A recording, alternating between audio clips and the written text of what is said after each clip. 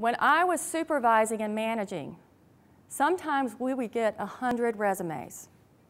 And if it were longer than 3 or 4 pages, the chances are you'd glance at it and put it aside. If it was 2 pages, it was a lot easier to skim. And I think that the research shows that usually people only spend 30 seconds looking at a resume.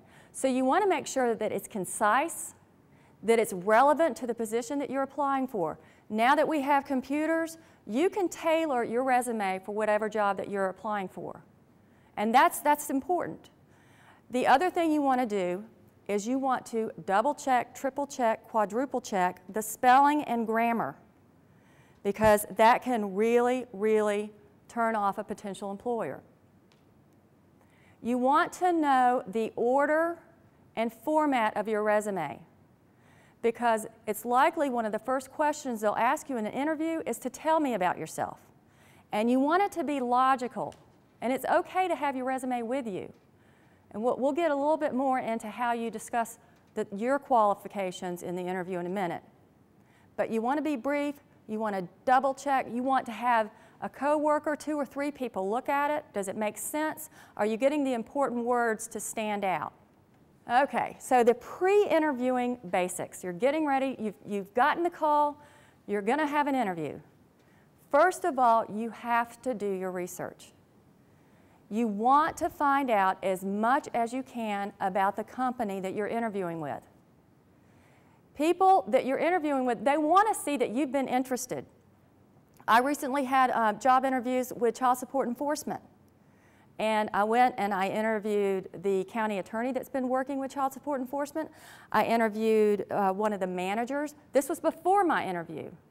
I Googled it, I researched it, I had questions. So you want to be prepared. Absolutely, you want to arrive early, at least 10 minutes, if not sooner. And this could mean driving around and finding exactly where you're going to park, how long a walk it is, you know, which floor, all of that. Again, this is part of being prepared, being professional. Dress one step above the expectations. And I have heard in classes, we get into discussions about tattoos and piercings, and employees say, well, you got to take me as I am. Well, in an ideal world, yes. But if you want a job, it's better safe than be sorry. So you want to be more conservative than you normally are. You want to find out what the dress code is maybe as you're doing your research. You know, call the receptionist. I'm interviewing for a job. What do people typically wear? That's okay. It's showing that you're interested. And, you know, dress one step above what the expectations are. So normally, I don't typically dress like this. But we're doing this class. I thought, well, I want to try to model. The one thing I'm not doing, which my sister pointed out, are my shoes. Women, you should wear a little bit of a heel, right? If you're wearing a skirt and a suit, you should wear a little bit of a heel. Little bit you of a should heel. not do this. Right. And also, you might be uncomfortable. You might be uncomfortable for a short period of time, but that's okay.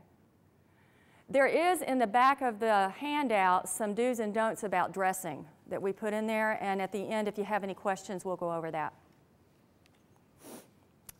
All right, you want to take a folder, a portfolio, or a briefcase. If you go in there empty-handed, you know, it just doesn't set off a good image. That it could set off that, you know, I'm cocky, I know everything, but you want to be prepared.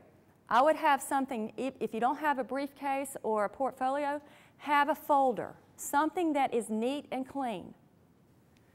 You want to have business cards in there, nice, crisp business cards. Paper and pens. You don't want to be scrambling asking them, excuse me, do you have a pen or something I can take notes on? Extra copies of your resume. And then tissues and mints. The tissues, of course, if you have a cold or you start to perspire. And the mints, obviously, you don't want to blow people away. And that's one thing, as you get nervous, that's going to happen. What about a fan? A fan, yeah. That, you know what, that's why you have the tissues, okay?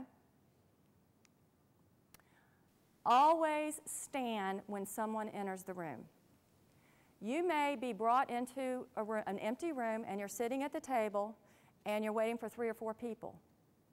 The one thing I didn't realize, and this is what Lauren told me, is that when someone enters, you stand up. Even if you have to stand up 5 times. You don't have to make a big deal about it, but you want to stand up and offer your hand first to shake. And we're going to actually practice that. But it shows that you're respectful, that you're professional, that you mean business.